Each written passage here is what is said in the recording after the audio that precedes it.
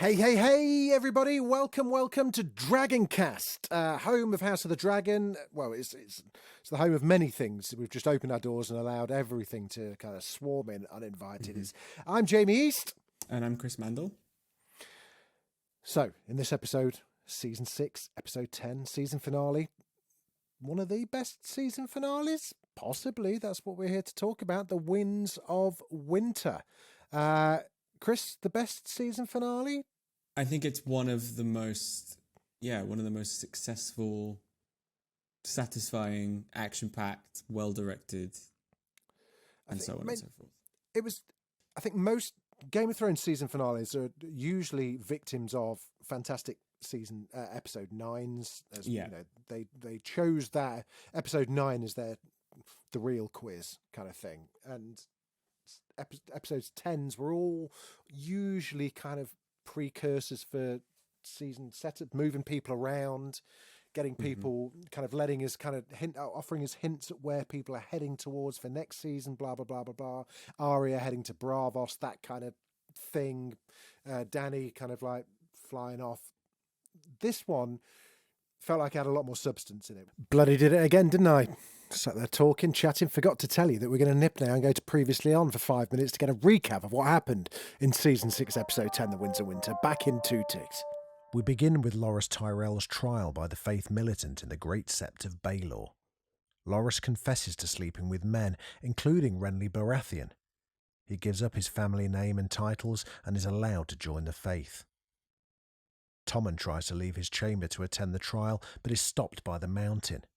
Elsewhere in the castle, Qyburn lures Grand Maester Pycelle to his lab and has a group of children stab him to death. Cersei's trial is due after Loras's, but she remains in her chamber.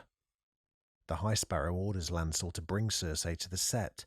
As he leaves, Lancel notices a young boy creeping around, so follows him to a dungeon. The boy stabs Lancel, leaving him unable to walk. Marjorie realises all of Cersei's enemies are assembled in one room and tries to tell the High Sparrow that something is very wrong. Lancel drags himself towards a light at the end of the chamber and finds an enormous wildfire cache rigged to explode at any second. Cersei's plan becomes immediately apparent. Marjorie tries to leave the Sept with her brother, but the Faith Militant block the doors. Before Lancel can extinguish the flame, the wildfire explodes, engulfing the Sept in flames and incinerating everyone inside. Cersei smiles as she watches the building collapse. Later, she wreaks revenge on Septa Unella, the woman who tormented her during her imprisonment by the Faith. Cersei tells her that she intends to torture her for a very, very long time, before letting the Mountain into her cell to have his way. Unbeknownst to Cersei, Tommen is so horrified by the explosion at the Sept and the death of his wife that he throws himself from the window of his chambers. King's Landing is once more monarchless. In a quieter corner of Westeros, Sam and Gilly arrive at the Citadel, and Sam is granted permission to use the library while he waits to meet the Archmaester. At Winterfell, Davos confronts Melisandre with Shireen's wooden stag, which he found in the ashes of her pyre. Melisandre admits to the sacrifice, conceding it was wrong as Stannis was defeated anyway. Davos asks Jon to execute Melisandre, but she points out how useful she'll be in the war to come, and instead is exiled south. Later, Sansa apologises to Jon for not telling him about the Knights of the Vale, and they resolve to trust each other from now on. She also tells him a white raven has arrived from the Citadel, signalling winter is finally here. In Dawn, Olenna Tyrell meets with Ellaria and the Sand Snakes. She's looking for revenge against Cersei for murdering her family. At the meeting, Varys suggests Olenna allies with Daenerys Targaryen. Daenerys tells Daario she needs him to stay in Meereen while she invades Westeros, as she may need to make an alliance through marriage. Daario protests, but ultimately agrees. Tyrion admits to Daenerys he's overcome his cynicism and now truly believes in her cause. To his delight, Daenerys names Tyrion the Hand of the Queen. At the Twins, a handmaiden serves Walder Frey some pie as he waits for his sons to arrive at dinner. The servant tells him he's actually eating his own sons before peeling her face back and revealing herself to be Arya. Walder tries to run, but Arya slits his throat, finally avenging her mother and brother for the Red Wedding. Back in Winterfell, Sansa is visited by Littlefinger, who says he wants to sit on the Iron Throne with her at his side. Sansa leaves without accepting or rejecting his offer. Benjen says goodbye to Bran and Meera, as the wall's magic doesn't allow the dead to pass through it. After Benjen leaves, Bran touches a weirwood tree and sees a vision of his father as a young man. Pay attention now, people. Ned is back outside the Tower of Joy and hears his sister Lyanna screaming inside. He finds her dying in bed after giving birth to a baby boy. Lyanna whispers something to Ned that Bran can't hear. What she tells him is that Robert Baratheon will kill the baby if he finds out he exists, and makes Ned promise to protect her son. It's revealed that Lyanna's baby is none other than Jon Snow. The adult Jon Snow, who we now know is Targaryen with a strong claim to the Iron Throne even if he doesn't, meets with the Northern Lords and the Wildlings and urges them to stand united against the White Walkers. Lyanna Mormont shames the Northern Lords for failing to come to Jon's aid and pledges her allegiance. The other lords follow suit, and Jon is declared king in the north. Sansa looks at Littlefinger, who is watching from the shadows nearby. Jaime and Bronn approach King's Landing and see smoke coming from the Sept, arriving just in time to see Cersei crowned Queen of Westeros, with Qyburn as her hand. The episode, and indeed the season, ends with the moment we've all been waiting for. Daenerys' armada, now made up of Dothraki, Unsullied, the Greyjoys, the Dornish and the Tyrells, finally leave for Westeros. On the deck of her ship, Daenerys smiles as she sets out to reclaim the Iron Throne. We came off the back of the Battle of the Bastards, continued with Miguel Sapochnik directing it, and possibly one of the greatest. I mean, how long's it gone? 16 minutes. That first 16 minutes of barely a word uttered, like maybe 4 or 5 sentences. All the music is doing all the work, really, to sort of communicate the tension, the sort of escalating threat. It's really beautiful. Beautiful music, really well put together. The editing on it was great. I think this is the first time we've actually seen Tommen. Yeah, he's been quite absent, hasn't he? And I think, you know, that's the kind of king he's been since he's sort of taken over. But yeah, we haven't seen him. I don't think we've seen him at all. I mean, to give a bit of backstory to him, so he's been king since Joffrey's death. Season 4, yeah. And has been under the spell of Marjorie. But also torn between his kind of lust for Marjorie and doing right by his old dear mam. And it all goes tits. I mean, I loved his death scene because it was just so unexpected. And I think it's like, I mean, we've not seen the episodes in which he is in, and from what I remember, it's a lot of it is him. He's not Joffrey. He's quite mild-mannered, quite agreeable. Yeah. He sort of turns on Cersei a little bit. She sort of doesn't. She's not able to control him either, but for different reasons. But yeah, I mean, it was amazing. It was amazing because it was quite unexpected, I thought, and it was sort of the whole point of Cersei's plan to blow up the Sept of Baelor was to eradicate her enemies, and she also caused her son's suicide. You know, she's sort of. It's such a. Yeah, like. I sort of mentioned this in our Succession recording, a mutually assured destruction. You know, she's wiped out her enemies, but she's also got rid of her son. So yeah, it's so sudden and so kind of shocking. Yeah. He just loved his wife that much. Like, fair play to him. He's a good boy. What a scene though. The candles in the wildfire, Loras kind of like crawling along. Loras is no, that's Lancel. Oh, sorry, beg your pardon. Yeah, Joseph. Sorry, Cersei's cousin, who she was fucking for a while. Yes, correct. But yes, that we saw Maester Pycelle bit the bullet with stabbed to death by children, and not before punching one of them, which I was a bit like, I didn't know you. I missed that bit. He wallops one of them, and I was like, I didn't know you could. Yeah. I didn't know you could punch children on television. I thought there were sort of union rules against this sort of thing. because it's quite It's a hefty anyway. wallop. Yeah. So he gets murdered just to stop him interfering, right? Because I think he got a tip off. Well, actually, I think he got some kind of tip off about what was going on and was excited to.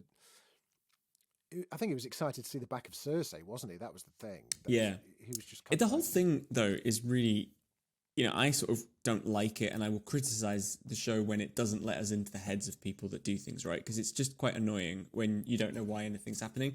But they sort of use it to their advantage because we don't know. I mean, it's implied that she's going to do this, but it's a bit like Home Alone with like all these lead ups to it, all these little pieces of the puzzle. And it's sort of more thrilling not knowing when sort of Marjorie sort of says she is not planning to be at her trial. She is not intending to suffer the consequences. You're like, oh shit, she's just like wired the whole place. Yeah, exactly. Yeah, it's really thrilling. It's great. And also, I think Jonathan Pryce's stubbornness and kind of blind faith in the Seven was perfect for that because he was just like, don't be ridiculous. There was so kind of arrogant and so kind of cocky. Just hadn't envisaged a world in which someone was incapable of being brought to heel by, organized religion, which is, a lot of people on this show, that is their downfall, is they think, 100%. God's going to come and smite you. Well, it's a conversation, which is a conversation that happens later on the episode with Marcella, and not Marcella, with Melisandre. and Jon Snow and Davos.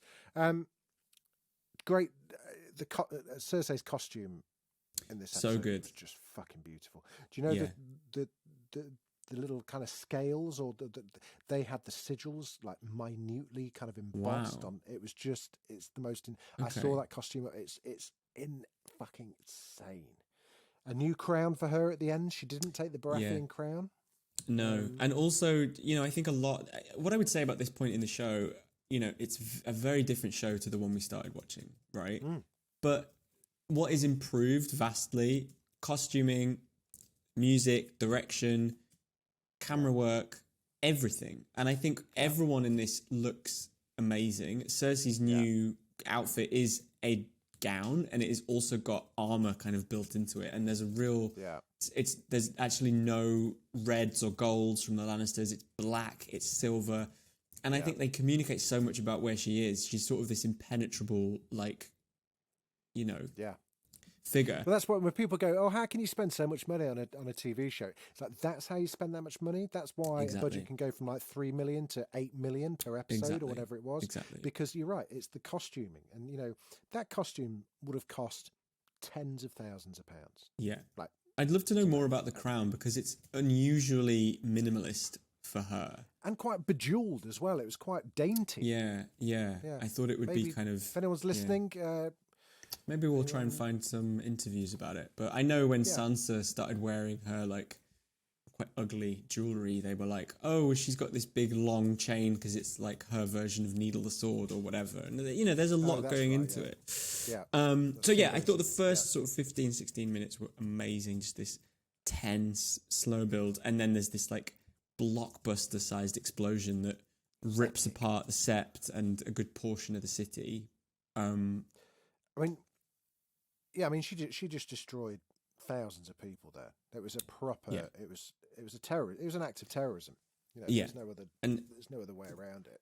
My only sort of feeling is, if I was to be kind of negative about it, is that the show doesn't have the capacity to really go into that a great deal. Like, the Red Wedding sort of carries on. The remnants of that go on for years, and we don't really see any sort of, not just blowback. Obviously, the Tyrells ally with the Martell, fine, but we don't really get it. It's a bit like Marvel. It's like the Avengers, which actually the DC universe did try and start to address at one point, which was just like, you can't destroy all these fucking skyscrapers and kill all these you can't innocent keep blowing up New York City. Wars. Yeah, exactly. Like, there are consequences, but yes, you're right. But I think the sort of sacrifice, what I've found watching it sort of in bits and pieces for this rewatch, is that it's just so satisfying because there's just lots of big moments. We're getting to see the big blockbuster bits, and it's really good on a rewatch. Whereas I think some of the stuff that's not been as effective on a rewatch is a random episode from season 2 because they're slower, They're a little bit less cinematic. So it was great. I mean, the whole thing's really good. There's just so many boxes getting ticked off, and a real conclusiveness to like pretty much every story. So let's go through. So we've got the blowing everything up, smashing apart. Yeah. Marjorie dies, Mace Tyrell dies, Loras dies, the High Sparrow dies, Tommen dies, the Scepter, the Shame Nun. I mean, She's left to be the toy of Sir Gregor for how long do you think she lasted? I mean, I don't think she was sort of. I mean, it's implied. I she mean, was is there it for a long time? Yeah. I don't know. It wouldn't be unreasonable to expect that she was still alive at the long night, in some way, shape, or form. It's not that far away. But Grim. So then we went from that over to more satisfying deaths, to the Freys and the Lannisters. So we which I'd forgotten the sequence of events. I thought this happened either as an opener of an episode or as a you're half right, because in the opening of season 7 she kills the rest of House Frey doing the same. She poisons them. Right. So I actually think this might have been filmed. The thing that starts season 7 might have been filmed for this episode, and they moved it over because. Yeah, but I'm sure it was in an episode in our rewatch. But there is a famous story about the rat cook, which Bran tells Mira and Hodor and Rickon and Jojen when they're traveling. Oh, so it's maybe we missed it. Do you remember this? Yeah, no. An old fable about a cook. There's a long time ago in the sort of history books. This king visits a village, and the cook kills his son and bakes him into a pie, and feeds the king's son to the king. And the king finds out. He says, "This is the best pie I've ever had." Blah blah blah. And he goes, "That was your son." The son's done something to piss him off. Bran doesn't remember when he's telling the story, and the cook gets cursed from the gods for like being so violating the house guest rules. You know, like all the stuff about the Red Wedding, violating. The gods guest are so rights. up on that. It's like you've not taken. Didn't brush your feet. Didn't say please and thank you. So the cook is turned into a giant rat. And has to feast on his own rat children to survive, and he runs around the castles.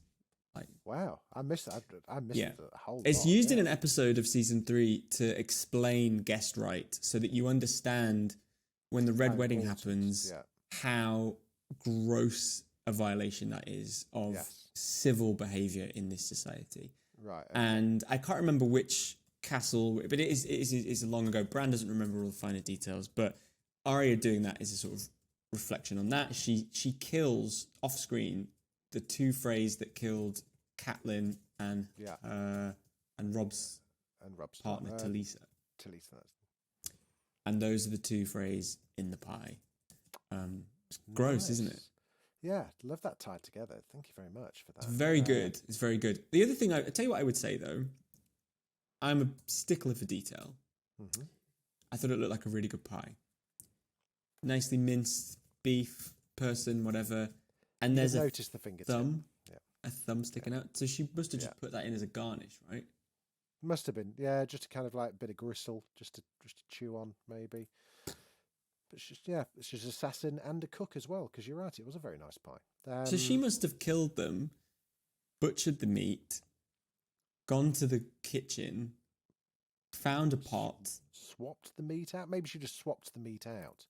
Oh, maybe they were already... Yeah, because I was going to say she'd think, I haven't got any onions. Here, cook, here's your meat you ordered. Ignore the thumb.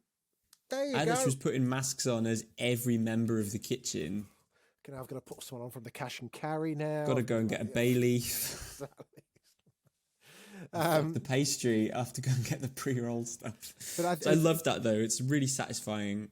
And also interesting. If you go back and watch it, you'll see that she was the wench, the barmaid that Jaime Lannister and Bronn were talking about at the beginning. And Bronn was like, they only have to fucking look at you to want to fuck you. and they look at who we now know was Arya, and he's like, "Who's she? I don't think she wasn't. Actually, clearly she wasn't. She was looking at you, going, "You're fucking Jaime Lannister. You're a." Oh, I didn't catch that. So why didn't she kill Jaime when she had the chance? Well, because I guess because she's an assassin. She would have been killed herself had she done that. Yeah. Also, he's not on her list. Is he not? Oh, I thought Jaime Lannister was on a list. Well, maybe not. I don't think he is. I would. Well, he pushed Bran out the window. I thought he would have. I don't think she knows that.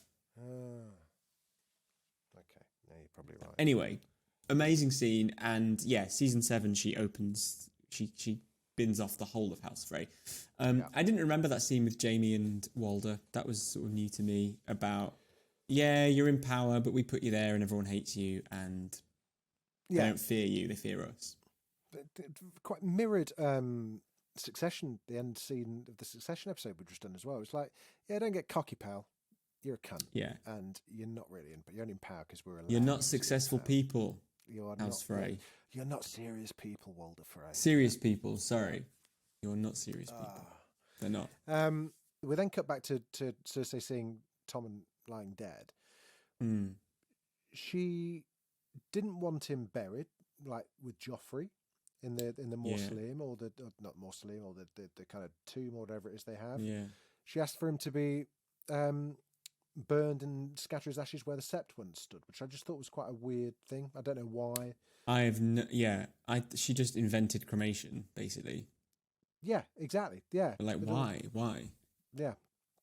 That was just I sort of wondered if it was out of like not being able to look at his body because of what she did. Maybe. Yeah, I just found it very strange. Or maybe. Do you think it's because his face was so broken in that it was just like ravaged? Yeah. Yeah. But I thought that was a weird detail. I don't really understand the significance of that.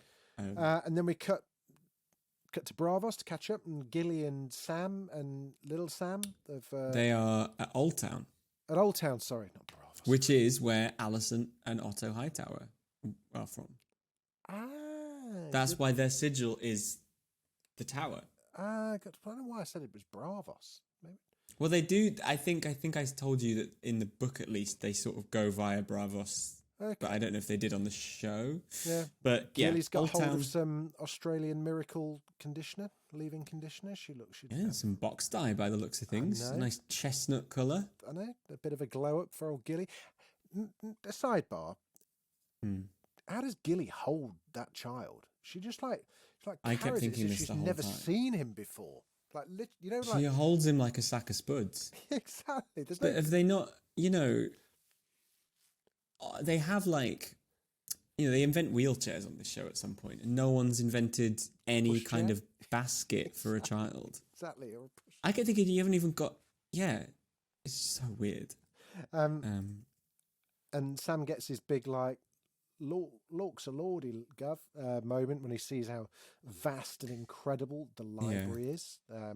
Big old library with the gold bands in the sort of, I don't know what you'd call it, the centerpiece of the library. It looks very similar to me to the intro where you've got the sun and the. I think the implication is that the Song of Ice and Fire is all word. Yeah, this is all in the books. Good piece there. I enjoyed. It was quite Da Vinci. It was like I liked the mirror, the way that they'd use the sunlight and the mirrors to be able to point towards different. It's like there's no electric lights there, but if you pull 28 winches, we can get it over to that chair there. And the woman who is the librarian has Popeye arms from just constantly moving the windows. You want to read that? Come back. Give us 2 hours. There was a theory that I'm really glad didn't come to fruition, where the series would end with Sam writing the book that became the show, and everyone was like, "Please." We got an even worse. Hang on a second. I would argue that was fucking better. But it's so let's just close the loop. Like, no, you don't need to. Just don't bother. We left Sam and Gilly. Well, we left Gilly standing on the stairs holding the baby because girls ain't allowed to read no books. Yeah, no chairs, nowhere for her to sit. Exactly. God, they obviously don't have many guests, do they? No bowls there with some pens and no lemon water like you get sometimes in hotels. And then we head over to headed back to Winterfell. for a really good Loved all of that section. I thought Melisandre kind of got rumbled and exiled. Liam Cunningham was great in this. You know, his pent up fury with Melisandre was great. You know, with the stag, go on, tell him what you did. And I just thought the whole thing. You know, you touched upon organised religion at the beginning with the death of the High Sparrow and the Faith of the Seven, and this was like a really kind of like gossamer thinly veiled attack on just most religions. Yeah, it was pretty. I mean, apparently George is like very anti-religion, very sort of like, you know, he blames a lot of problems on it, and it's clear that like Davos has come to really embody that. Like, you can't just burn a child alive, especially because Melisandre said, "Oh, well, it sort of helped," and it's like, well, it sort of didn't really, did it? No, exactly. There was no real consequence to Shireen or Stannis or anything. She made the point was just like, you know, your fucking god was wrong. You bullshit. You believe in this nonsense. And she was just like, hang on a sec. We are standing here because of him. You know, it was that god. You know, which is I always find interesting because, you know, they talk about your fucking god. You believe in this. It was bullshit. It's like, yeah, but we've actually seen a man be brought to life. Yeah, we've seen several men be brought back to life because of that god. We have to take that god as canon. That actually it's the only god out of all of the gods that are believed in, whether it's the fucking weirwood, whether it's the, you know, all of those ones. This is the only one that we've seen any proof, conclusive evidence of that there is a supernatural force at work. I do think that is something that, like, I mean, John comes back, couldn't tell you how because we didn't watch it again. But, you know, everyone just kind of no one's really going, okay, how did that happen? Yeah. You know, because again, we haven't got time, right? But there's a bit in next season that I remember really clearly where Davos says to Daenerys, he took a knife to the heart. Yeah. And she's like, what did he mean by that? And he's just like, oh, it would have turned a phrase. Yeah, exactly. You know, because they're just a bit like, well, what does it mean to engage with this? Like, you know, anyway. Yeah. No, I remember that. Yeah. Winterfell gang is sort of getting used to the... John's like, oh, God, when I used to have feasts here, I had to sit at the back. And Melisandre's like, I was enslaved, so... Yeah, get over it. Boo fucking who. And yeah, she gets sent away. Obviously, we know she comes back in season 8 before the long night. She does pop up. There's quite a lot of like people getting sent away. I misremembered. I thought that she left. This was the one that she took off a necklace and collapsed into the snow. But that was after the long night. That was at the end. She lights up loads of torches in the long night, and then they get put out after about 30 seconds. She's like, well, my job's done. That's right. It's an amazing, you know, this whole army that their swords light up or something. Yeah. And you think, oh, wow. And then the White Walkers are just like, I think the fuck not. Yeah. Like, shut the door. So, but yeah, I really like all of the stuff in Winterfell. There's a lot of, just a lot of complications with, as Littlefinger points out, you know, a bastard born in the south. Yeah, seemingly being elected over Sansa, who's got a better claim and all that sort of thing. But he's just trying to stir. He is trying to stir the pot. He's definitely trying to shit stir. He knows his people are running out of fucks to give about him, and he kind of almost seals his fate in his conversation with Sansa this time round, doesn't he? It's kind of like I think his cards are marked like completely. You think that the tension is... John says to her, do you trust him? She's like, only a fool would trust Littlefinger, you know. Yeah, I think it's sort of, especially from rewatching it, it's like, it's permanent. The Bolton thing permanently fucked up their relationship. She was sort of like, she did trust him for a while, but now she kind of doesn't need to because she's got other people in her corner. Oh, I tell you who we didn't see in this episode. We didn't see Brienne.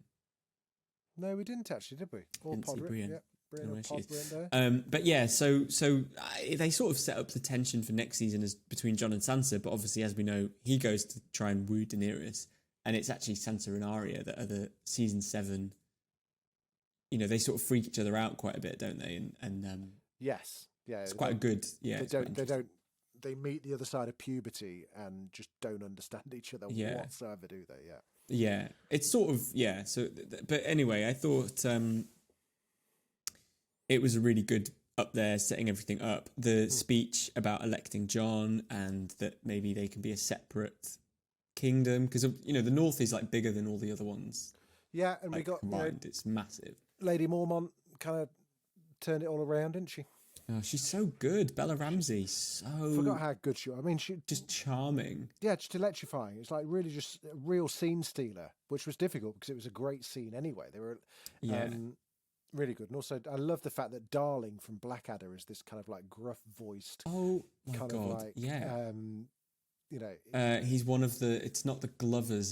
There's Manderley, House Manderley, is it? Yeah. Like, who I must be descended from. It's like, fuck them. It's like, to anyone that doesn't know, he's a brilliant actor called, excuse me while I Google,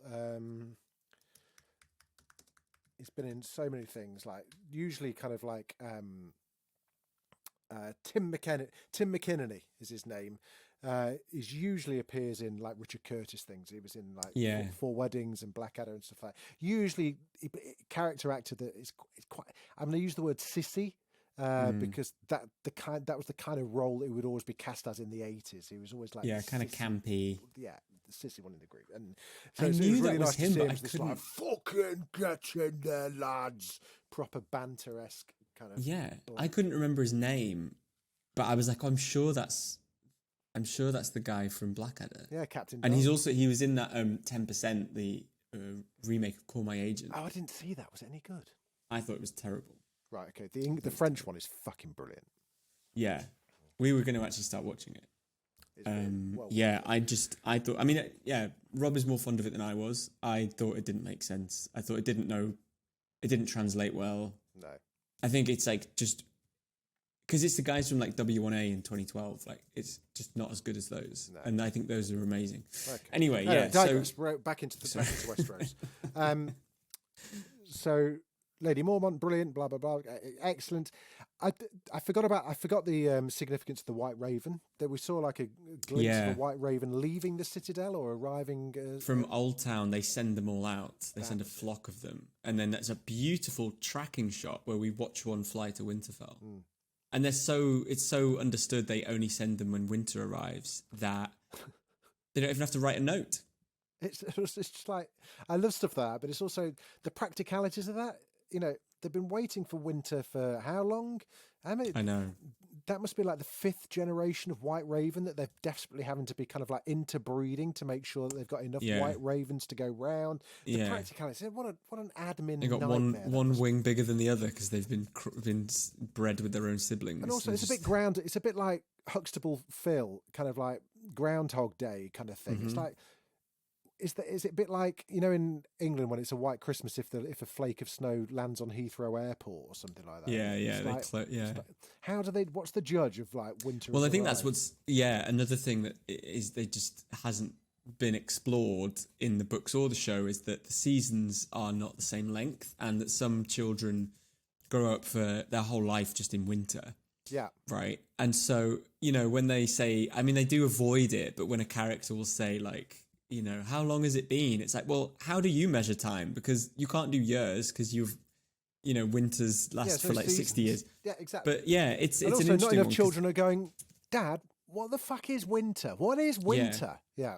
What is SPF 30? I don't have it where I'm from. But the Citadel and the Maesters understand weather, but they don't really explain it to anyone else. And there's all kinds of like deep dives about why. Yeah, but there's a theory that the magic has caused the seasons to kind of fuck up slightly. There's So anyway, so winter is apparently coming, which we won't see on the show really, because they can't have just snow everywhere. Theory about that. About that is that I think it was a vision. I think it was winter when. They all thought that like winter was the Night King, and it was going to be this, it was going to be that, and it was going to be this, and it was snow, and it was ice. I think that the winter is coming and this is look, I'm going to get torn to bits with this. No, go on. This is a safe space for now. In the episode post Long Night, when Daenerys goes batshit and King's Landing gets destroyed. I think the winter that they think is the ash that falls, like when Yes. Arya wakes up at the end and it's covered in ash and she sees that white horse, and I think that's the winter that they kind of they prophesized about myself. Yeah, because she in season 2 when she has that vision in Karth, Yes, that's right. She the sees throne ash. room, you think it's covered in snow. Yeah, it's not. And you it's think, ash. God, winter's going to absolutely ravage that place. But it is, It's yeah, ash. exactly. Yeah.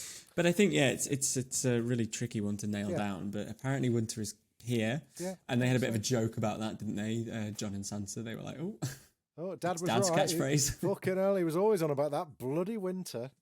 oh, wish you could see us now, we Oh. haven't got any gloves. But yeah, they can't really do anything with it, can they? It's just like too expensive to have snowfall all the time. And then we head over to Daenerys. Poor Dario gets... Yeah, we sort of talked about this in an earlier episode, didn't we? That she just says, for reasons that make no sense, I'm gonna have you're going to run the city that I've only been able to hold because I have 3 dragons. Yeah. And you're going to now army manage of this very sensitive political situation, given the fact you're just hard as nails. And her excuses are so shit as well. She's like, I have to get married, so it's probably better if you don't come. And he's like, kings have loads of lovers. Yeah. You could too. She's like, no. Yeah, no, I'm just not that kind of girl. I've got a parcel coming in a a few weeks. You need to sign for it. It's better if you stay. It's so, like, they just didn't know what to do. Like, the other thing I thought that was really funny, actually, no, she gives Tyrion his badge, officially Hand of the Queen. Which is quite I got poignant. confused. I always thought that was a Lannister emblem, but it's not. It's just the it's the universally official. accepted symbol for the hand of the monarch. Yeah. Yeah. She said she got it made, and she was like, I don't know if it's right. And it is an exact replica. It's exactly. Wow, great. I kind of thought she would maybe just have something different, like just play around with it a bit, like her own interpretation. Like it's a bit like a sort of, I thought there'd be some kind of fire or something. It's a bit like on Bake Off. It was made out of a different material. It was like a pewter signature rather than a gold. Or I thought black or something. I thought but instead it was treated as like a technical challenge on Bake Off. Like we want an exact replica.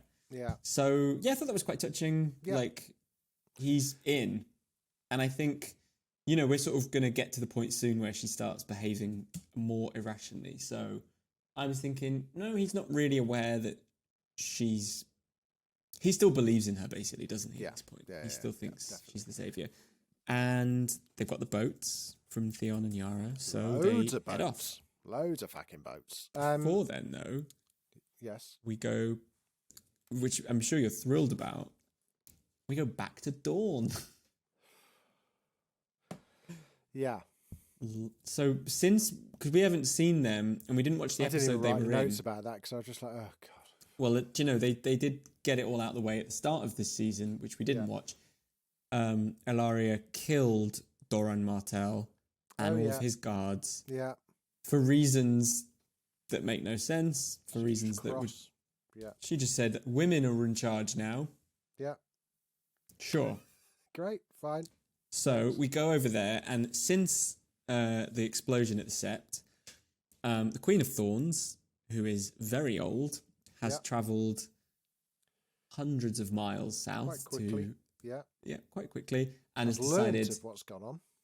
Learned of what's gone on, gone all the way down, and she says, "Look, this is not about. What did she say? This is about revenge. We're not trying to take back anything. We just want to wipe out the Lannisters, basically." Yeah. Right, and then Varys comes out. Fair enough. I can get down with just listen. Straightforward. You get to a certain age. Yeah. You get to a certain age. I wouldn't know this, but you get to a certain age. You just know where you're at, right? You're like, I've got what I need. I don't need money. I've got some clothes. I know what I like. I'm just going to say what I think. Yeah, precisely. You just become that. You become that woman in the advert, the old woman that just hits the piano keys on the way out the door. Yeah. Yeah. And then we see Varys, who's clearly just being paid by the word because he only said 3 words. He got fucked over a bit, didn't he, poor Varys? I just thought, like, why wouldn't he be sitting with them? Isn't he brokering the whole thing? And he just emerges like he's on Stars in the Rise, being like, fire and blood. But then he's on the boat with Daenerys. Oh, God. So he was. Listen, How does he get from there to there so fucking quickly? some people think that Daenerys has picked up those guys in Dawn and then is now sailing to Dragonstone, which tenuous. Or it just wasn't thought of properly. I think they thought. I think that Call me a cynic. But Okay, can I tell? I got one thing I want to say about this final scene. do it. Fleet of boats, got the dragons, the Yeah. dragon heads on the front of the ships. Those are new, amazing, and everyone is just standing like this on the boat. No way. No. I can't even stand up on the central line without holding something, lest I fall over. And they're just on this, like, what, 8-day voyage, and they're just all like, Just standing stock still. A dragon swoops over, flapping its like 25 meters wide wings. It's like, it'd be like, fucking, and you think these rowers are all rowing this? No, there'll be someone out of 3 rows back doing a shit job. It'll be choppy, right? Exactly. And there's no seats. This is my same problem with Old Town. Nowhere to sit down. Yeah. And they're not. None of them are talking. Amazing. Yeah. This is the thing. 100% They'd right. all be chatting, and I'd be going, "Guys, what are we having for dinner tonight?" Yeah, exactly. It was a bored? good teasing kind of like It was. end scene. I thought was really good. It was one of my favourite ways to end a season. Yeah. So She's finally getting across water. I mean, yeah, this is I think the biggest moment in the show so far. yeah. It was great. The question, happening. a couple of things that we haven't that we've not picked up on. Benjen, we saw Benjen saying goodbye to Bran. What we'd missed was he saved Mira and Bran from something. I've forgotten what. I presume it was just like some whites or something, maybe. Mm-hmm. But it's not the last we see of Benjen. Remind me of the state of Benjen. Why does he look so rough? You asked. I'm glad you asked. Thank you. Because I just looked it up because I was watching thinking, what on earth is happening? So he actually explains this to Bran and Mira, that he was stabbed by a White Walker's sword. Yeah. Which is what they use to turn people into White Walkers. That's right. And before it took over, the children kind of started to reverse it with a dragonglass sword. Right. Okay. Kind of like the process that we saw on that guy in against the tree. Yep. And that has held off. So he's kind of like quasi. It's kind of half White Walkery. Yeah. Yeah. Okay. Yeah. Fine. Something I like enjoyed that. his character. I enjoyed Benjen. Now, we also see Bran's entering his annoying phase now, which is a shame. But we do get the Tower of Joy revelation, which I'm interested to know. To anyone listening, this is a question I want people to kind of let us know about. If you didn't know about R and L equals J,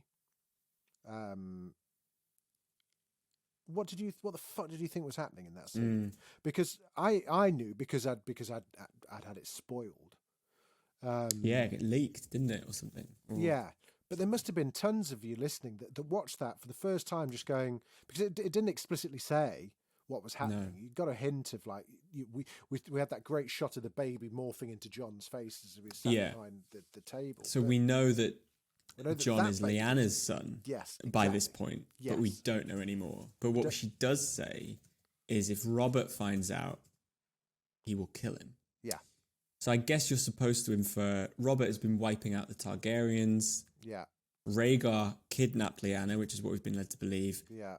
But seemingly they've had a baby. But yeah, it's a lot. It's interesting because they don't vocalize what happened in that scene until the finale of season 7, and I think it's a little bit of like, I think the showrunners didn't really know whether they were in a position to give such a big thing away. I think they're still hoping a book comes out at some point, and I also think it's like let's play this for the biggest impact possible.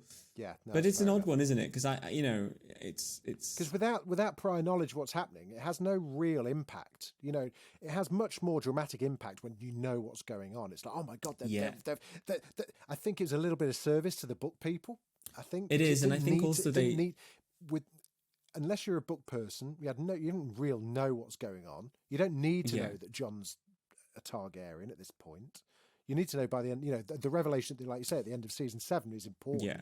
But and also the revelation comes, and therefore the implication that Jon and Daenerys are related it is intercut with them shagging on the boat. Yeah. So it's with kind Tyrion of sat outside. Yeah, just sort of listening. Yeah. Pervert. Yeah. But yeah, I think to your point, it's like it doesn't. It's not immediately clear why this is a big deal, but there are points in the show. I mean, we see some of that scene in an earlier episode. Bran watches Ned go up the tower and hears someone scream, and I think again you're supposed to assume that Lyanna's being murdered. Right. Okay. But even then, I just think, and there's mention, the pilot. Robert goes to the crypts to pay his respects to Lyanna, and he says, "I'll kill every Targaryen." He says something like, I got rid of them, and Ned says, you didn't get rid of them all, and we get to dinner and so on. But yeah, it's a hard one, because I think one thing that a visual TV show struggles with is all the stuff that's happened in the past without doing flashbacks, and I think they started doing flashbacks quite late. I think they're quite hard. I even struggle sometimes just with the heavier implications of all of this. Obviously now we know, but at the time you're kind of like, well, it's a lot to deal with, wasn't it? I think that's probably because it was quite. Yeah, so imagine. I think for TV people that hadn't read the books or hadn't any prior knowledge, it must have been a bit of like, I don't really get what's going on. It was very strange, because it's a shame they didn't have. I mean, it's a bit hackneyed, but like Bran literally going, "Oh my god, that means that," it's exactly. Good, but that's what I mean. There was no kind of like, I must tell Jon. There's none of that kind of like, oh my god, you mean he's a Targaryen? He's the one true king. That kind of thing is. I think it's just missing that. May have been a little bit cheesy, but it just doesn't feel like we're quite with the characters. We're kind of going, wait, I think I know what's happening, but you tell me what you think's happening. 100%. There we go, buddy. That was season 6. That was season 6. Top line thoughts. Good season, bad season, middle season. That was a great season. I mean, I think I would have really enjoyed it. I would have really enjoyed watching all of it, I think. But time I would too. Is not on our side. But I've really enjoyed the ones that we watched, and I think it's probably peak Game of Thrones this season. Was all those seasons. Interesting. I think it holds up really well because it's all quite action packed this season. Yeah, maybe. I mean, we have just seen the big episodes as well, so I don't know how. We've missed out on Jorah. Where is Jorah? Is Jorah still bombing around? No, he's not been seen since, but he'll turn up in Alta. Yeah, exactly. So so that's that done. Which means what's coming next, gang. The Twitter vote will be open Thursday or Friday, something like that, where you get to choose which episodes from season 7 we watch. We are into our penultimate season, and let's just have a quick scan through what the episodes were. What do you think? I think this is going to be really good. I'm really looking forward to this. Cool. Episode 4 is the big fight against the Lannisters with the dragons. Ah, yes, with the that with the loot, almost like the loot train. Episode. Yeah, they've raided Highgarden. Yeah, and they don't do very well against Daenerys. But this is the thing where, like, isn't there quite a few things where it's like Jaime falls in the water and then, like, it's like a cliffhanger. We're led to kind of think that she's like, oh, I'll not kill him. I'll just leave him. Like, it's a bit sort of silly. Yeah. What was the weapon? The dragon, the big crossbow, the scorpion. Crossbow. That was it. The scorpion. That was it. It's a great set piece. I think it's all pretty good. The only thing I would say, and I think we should cover it, but the Beyond the Wall, I think is one of the worst episodes of Game of Thrones. Okay. Which one is that? The one where they go to catch a white, and it's just. Oh, is this the ice dragon one? Yeah. Oh man! I'm just one of those viewers. I just think it's cart before the horse. They've thought about the effects first. Everyone behaves in a manner that is really silly. Oh, Paul Viserian's not going to get his moment. Oh, well, you never know. Well, no, I mean, we might end up getting, people might vote for us to watch it. We're into short episodes now, so we're actually going to get, we're going to cover like almost half of the season. Almost half, yeah. So, yeah, so I think most very quickly, of it is great. As you say, episode 1 is Dragonstone, where Arya kills all of the Freys. We see the Hound again, which I completely forgot. I can't remember the last time we saw the Hound. Last time we saw the Hound, he was on the cliff, wasn't he? After his injury. Yeah. Daenerys arrives at Dragonstone. Episode 2, Stormborn. More Daenerys kind of like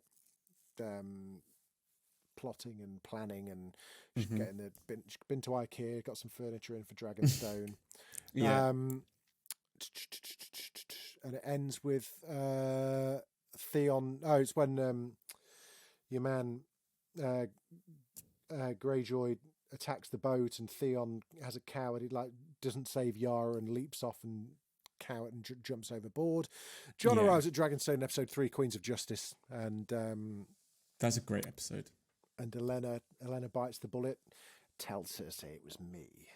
That is so good. So good. Like you say, 4, Spoils of War, very, very good episode. Like a Western, like Back to the Future Part 3. Number 5 is Eastwatch. Fantastic. That is Daenerys offering Lannister soldiers mercy. The Citadel. Sam leaves the Citadel, taking several restricted books with him. And at the end, that's what. Yeah, you're right. They head off to. We're going to go capture ourselves a wipe. This will show them. Season 6, possibly the greatest episode of Game of Thrones ever made, where they resurrect Viserys. Not trying to sway. You're such a troll. Which is a bit like Jason the Argonauts a little bit. And then 7, The Dragon and the Wolf, which is where a big meeting at the Dragon Pit between like 30 cast members, except Bronn, because he can't be in a same. I'm just gonna go out here, wait out here, and it ends with a lovely bit of incest. It's a good season. It is a good season, apart from episode 6. Well, maybe. But I don't mind watching it. Just cool. that person that emailed in the other week saying, "Oh, stop pissing all over it." I'm like, you might want to skip this episode, friends. But there we go. Really enjoyed that season. Cannot wait to get stuck into this one. Let's check our correspondence, shall we? Let's have a look and see who's been in touch. Loving, I know we keep saying this every week. Loads of people getting in touch. I love it. I've never had so much interaction on the podcast before. I bloody love it. Thank you so much. Well, I'm trying to set up a WhatsApp number so people can leave voice notes. I'm going to aim to get that done by next week. That's fancy. Yeah, I know. So Amanda Ransom. Hey, Amanda. Thank you very much, Amanda, for getting in touch. Hey, Jamie and Chris, loving the podcast. And yes, go to Belfast. Quite a few people getting in touch about the Belfast tour. The Game of Thrones tour. We were kind of like talking about that a bit, about the props and stuff. It is open. Amanda went with her husband plus a friend. Don't think like that. They went in October last year. It's just amazing and a must for any Game of Thrones fans. Okay. Yeah. Rubbish memory I have, so I hope I've got all the following all right. But we went by bus from Belfast City Centre, if anyone's planning their itinerary today, to the Linen Mill studio. Yeah, to the Linen Mill studio in Banbridge, and your ticket gives you 4 hours inside. You can't park at the studio itself. There we go. And it sent some photos in, and they do look very good. They do look very good. Lots of costumes. Maybe if the tourist board at Northern Ireland, if Moira is listening. I don't know if she listens. Belfast are pretty good about organising stuff like this. We could record an episode from there. We could do an episode of Dragoncast from the tour. I'm just saying. Might be lost on people in a purely audio format, so we'd have to make sure there was lots of ASMR elements. We'd film it. Do you think we could just be standing in a tray of gravel, going, "Oh, we are here." Knock, knock. We're at Winterfell. Abby Messiah. What a great name, Abby Messiah. his email, dragoncast@daftdoris.com. Hi, Jamie and Chris. Really enjoying the podcast. Love all the bonus content on The Last of Us, the ON Succession. I appreciate the time you put in every week to put this all together. Oh, that's a pleasure. I like the official HBO podcasts, but I prefer yours. Oh, stop. Stop. It's good to get different perspective and honest critique. Oh, stop you. As an audience, we tend to hold shows like Game of Thrones up on a pedestal, and people get very defensive of any criticism. But I like challenging the show and pointing out that everything is not as good as we remember, while rightly praising other aspects that are as good or even better. Question for us. It's an interesting one. How did the two of us meet? When you see each other in real life, is it hard to talk about anything other than what's on the telly? Well, Answer to that is no. No, we talk about everything. Yeah, we do. How the hell did we meet? I think Peter Robinson is responsible for us meeting, almost certainly. Well, yeah, just Did you through write work. For Pop Justice? I did write for Pop Justice. Yeah, that was how I sort of got my.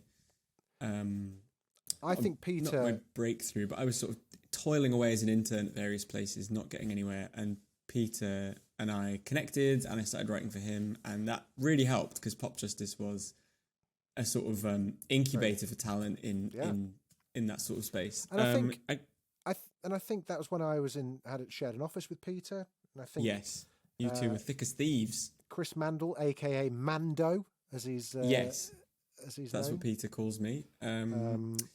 But we must have known each other 8 or 9 years, I would guess. Yeah, I think so.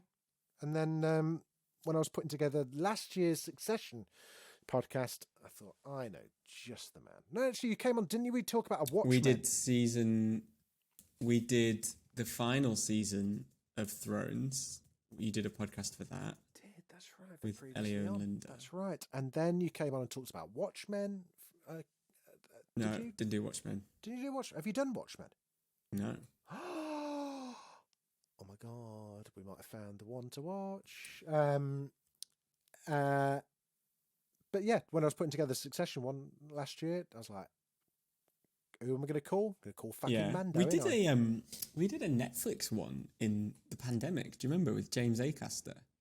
We did food. That's right. A food episode. I was thinking about that yesterday. Actually, I was like, I just went through our DMs to find the first message. So we've been in touch since 2012. Wow, 11 years. And I was trying to help you get some free clothes from Acne because I knew that. That's almost certainly me on the blag. So if people want to know our relationship, it's sort of very rooted in that. I would have been 2012. That would have been the first series I did a Dragoncast, probably. Or maybe even Big Brother. That would have been. I sent Big you a Brother. Follow-up. I did hear from Acne today, but they said quite bluntly they don't like giving people free things. Fair enough. I also sent you several messages asking for work when you were at Holy Moly. You didn't work for Holy Moly. It would have dragged you down. Well, did you not know that I briefly did? Did you? You don't know. I haven't told many people this story, but about 2014. Did I make you write some? Oh no, that was after I. I wasn't. It was after you left. It was after you left. So okay. I went and interviewed. I got offered the job as the new editor. Did you of Holy Moly? Yeah. I had no idea. Wasn't. I didn't put it anywhere because what happened was, they brought me in and they were like, "We're just going to put you on a fixed term thing until we sort of sort it all out." And the staff that worked there, I won't name, were awful to me, and it was so awkward. Oh, no. And I think I did 3 days, and I said to one of the guys that was like the, directors, I was like, "This is not working. We need to take this off podcast." We do. I can't believe I haven't told you this. I know exactly who you're talking about as well. Okay. So how much of that is going to make it onto the edit? No. Oh no, I can leave that in. That's so the short version is I did about 3 days there and then left. There we go, little glimpse into there. Right, we will take this discussion off pod. Thanks, Abby. That's how we met. Beth I got more than she bargained for there. Beth got in touch again, just saying loves the podcast. Stop. Really enjoying OA rewatches as well. I got so excited by your theory that the OA getting cancelled was part of their plan and it might be back someday. I think your plan to cover all of season 8 with 2 per podcast is a good idea. I haven't gone back to that season at all, so it'd be nice to hear your thoughts on it. As a possible extra show after Succession, Game of Thrones and the OA, could The Witcher be a contender? I think the 3rd series is due out again this year. Thanks again for all your hard work. Maybe. I know people are quite passionate about The Witcher. I'm not a big Henry Cavill fan, I have to say, and I feel as though it's a bit of a vehicle, or it was. But I don't know. Let us know what you think. I'm not convinced personally. Okay. Gene Manalang. We've got some great names. Manalang, Messiah, Makaruk. Fantastic. Gene says, I've recently been to the Game of Thrones studio in Belfast, and it's exactly like the Harry Potter one. I've got 3 pinned reels in my Instagram all about it, so if you go and search for Gene Manalang, you can... Cheeky plug there. It's amazing. A lot of props there, and amazing sets built. I booked a Belfast trip just to see that and had a Game of Thrones themed holiday. It is great, Belfast, because it's... You can, in a day, you can do like most of the main kind of like places. It's so good. And Dragoncast is part of her weekly routine. Thanks, Jean. Another one. This is so embarrassing. So embarrassing. James John. Good name, James John. Just want to drop an email saying I'm really enjoying the pods. Lots of work going on. Lots going on in work at the moment. He's a teacher. And they really give me something to look forward to on the commute. Looking forward to the Succession one for the final season. Oh, thanks, James. Thank you. Very much. Thanks for your service. I always say that to teachers, like Americans do whenever they encounter a soldier. Thanks for your service. Thank you for you're doing your duty. Yeah. Stephen Connor, our final one. Good morning, Dragoncast. This is by far my favourite podcast. Oh, stop. Often laughing out loud at work with my headphones in. Jolly good. Also love Game of Thrones. Watched it back multiple times, slightly obsessive. I was scouring the internet to find out how Littlefinger made it back to the battle. This is in reference to our questioning about how on earth the Knights of the Vale made it to the Battle of the Bastards. And he says, this seems like the most plausible explanation to me. Apparently, Baelish moves around not by a teleportation. Oh, it's a joke. Apparently, Baelish moves around not by a teleportation device, but he can open portals that can be used to transport an army 1,000 kilometres plus within half a day. Keep up the great work and keep annoying some of the listeners with your witty remarks. Possibly my famous moment was when one of our dear readers from our friends across the pond got upset with us. They did get upset with us. That was any newcomers. That was when we quite rightly pointed out that Game of Thrones is probably a British show rather than... I got a funny email the other day from a PR agency that was like, Game of Thrones voted the best British show. And I was tempted to email and say, what are the metrics for judging this? Yeah, but I just thought, no, it's just not worth it, is it? Don't want to get in trouble. There we go. Thank you very much, Steve. Thanks to everyone that takes the time to write in. It really does give us a bit of a pep in our step. And we do appreciate it. Right, we're going to head off. We've done an hour, and we've got a lot more to come. So we've got 1, 2, 3, 4. We've got 7 more episodes of Game of Thrones rewatch left. Exciting times. So get your votes in at the end of the week. Hope you've enjoyed it. Until then, Dracarys. You have to say it. Oh, sorry. Dracarys.